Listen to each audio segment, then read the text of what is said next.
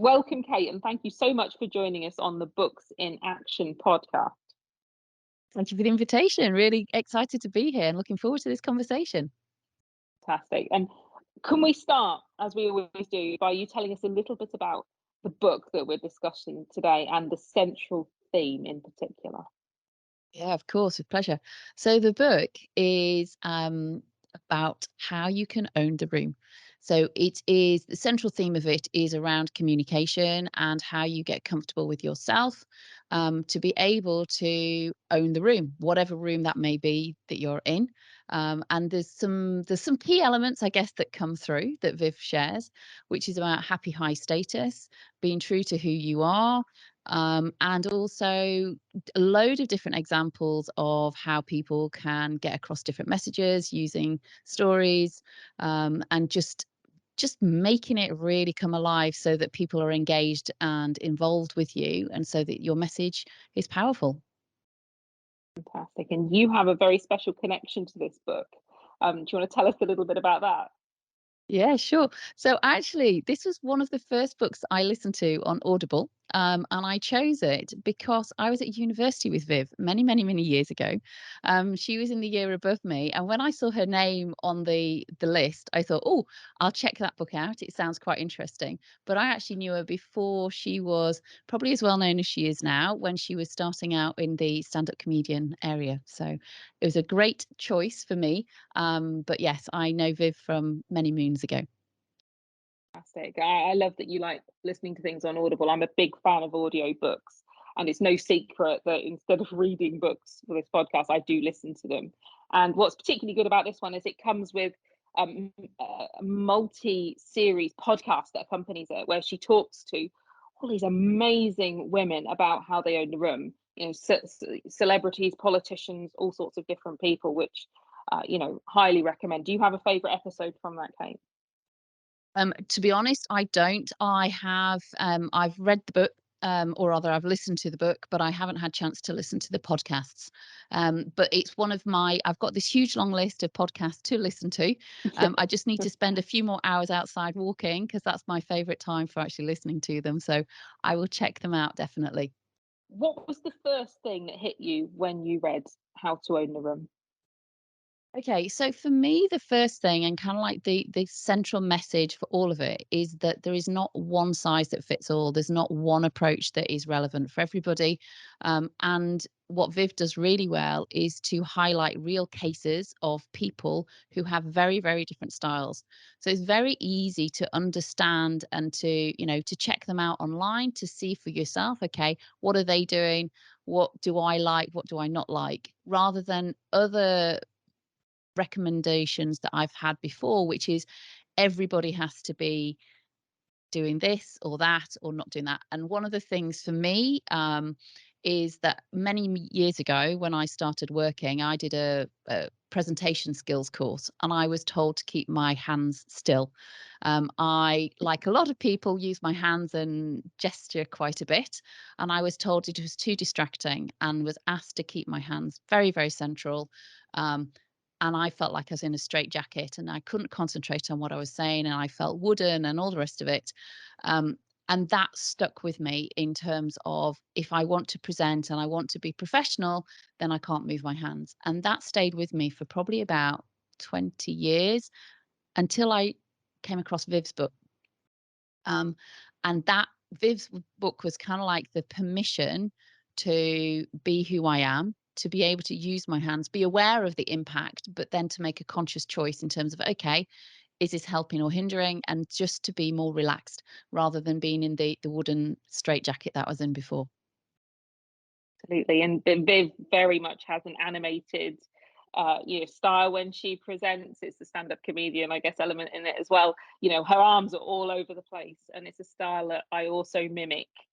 So much so that my business partner, G Gadeep, when we talk together for anything, he's very subtle about it. He's such a cheerleader, bless him.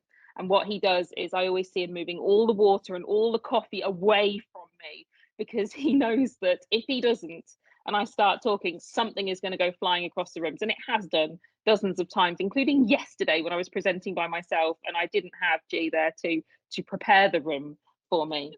And I sent coffee flying.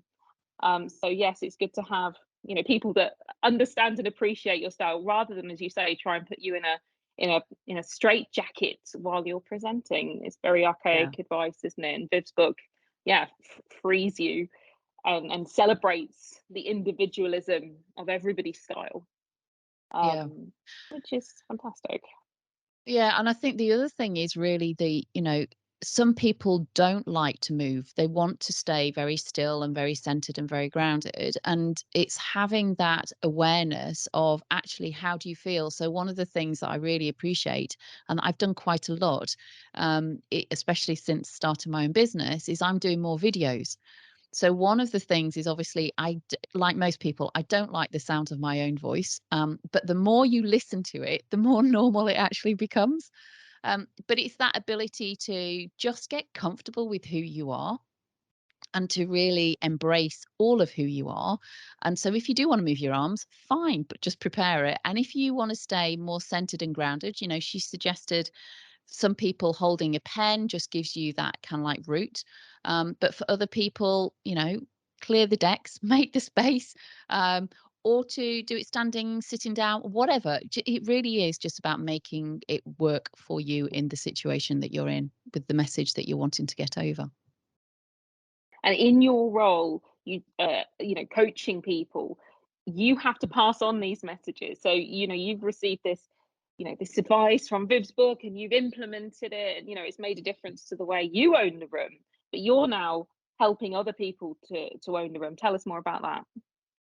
So I think the key thing is really about giving people the permission, and the confidence in themselves to actually connect with what's really important to them. What is it that they're trying to achieve? And once you've got that as the foundation, then everything else is actually easier.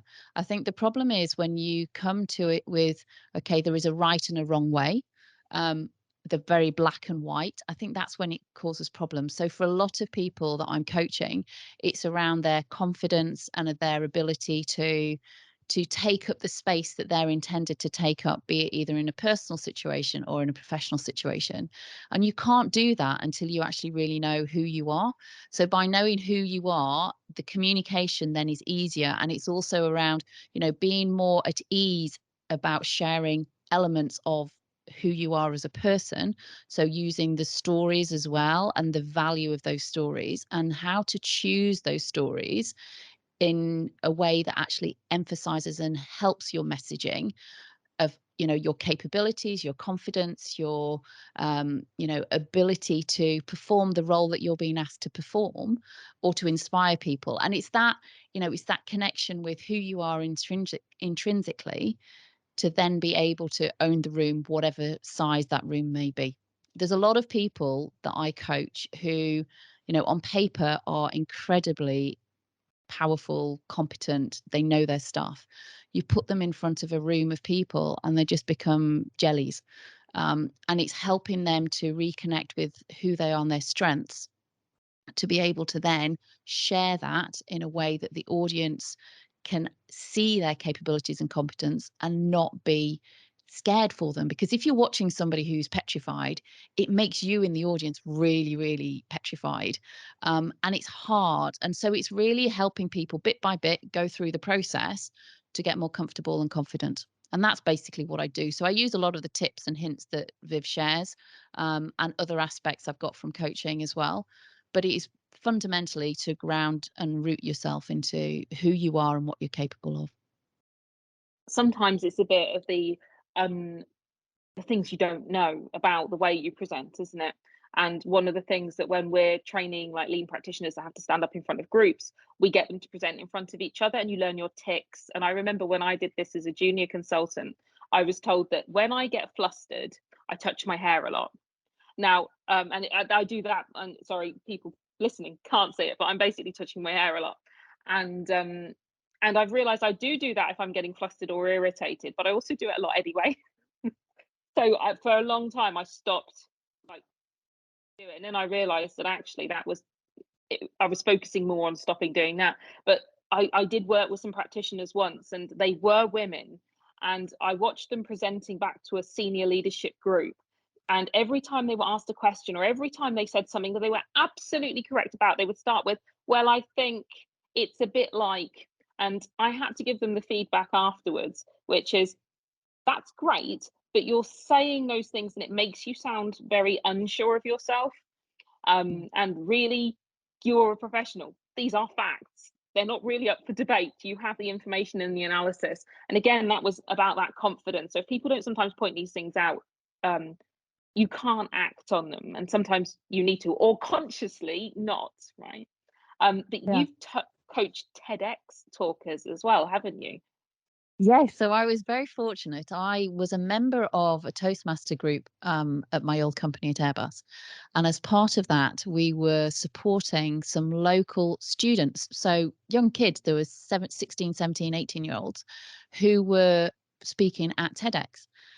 Which was incredible just to see people of that young age who were a lot more confident than a lot of the older people who were also participating in the TEDx session. But they obviously needed some speech coaches. So I was nominated as one of the speech coaches, and I was very fortunate enough to be able to help one of the girls who did a fantastic TEDx. And it was, yeah, it was a very, very interesting experience because I've not been involved from behind the scenes with TEDx before. So that was very new to me in terms of the whole structure, but also in terms of helping somebody else to prepare what it is that they're wanting to say in a way that is powerful and impactful, and also that is aligned with who they are. Again, it goes back to, staying true to who you are. I can't remember how many presentations there were, but it was probably about 10. And each one was very, very different. One of them was even in French because obviously I live here in France. And obviously there's different ways of doing things. The subject matters were very, very diverse, but the experience of being able to help somebody who is already intrinsically very confident and capable to go that little bit further was a very powerful experience. If you were to leave us with your top tip for how to own the room, obviously there's so many in the book, but what's the one thing you found most useful?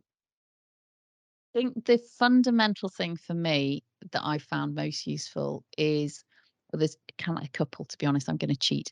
So there is, the first one is to be yourself. Okay. You are unique. You are not like anybody else. Yes, you can take inspiration from other people and you can learn from other people, but you are you. So be you. Don't be somebody else, because the minute you try and be somebody else is when things don't kind of like gel properly. And that's when it causes problems. So that's the first one. The other one, for somebody who has a tendency to race from one thing to another, one thing that I forget often to do, which is obviously very important when you're speaking, is breathing. And one of the tips that Viv shares is this idea of breathing from your feet or breathing through your feet. And I'm still practicing, can't say I've got there yet, but this whole focus on breathing as part of the preparation and during a speech and taking the pauses that come with it, I think is really important. And they are the ones that if you forget everything else, they're the two foundations that will help you wherever you are in whatever situation. So always remember to be who you are, be honest and truthful with who you are, and remember to breathe through your feet. And if you can't get to your feet and only get down to the bottom of your diaphragm, that's good going.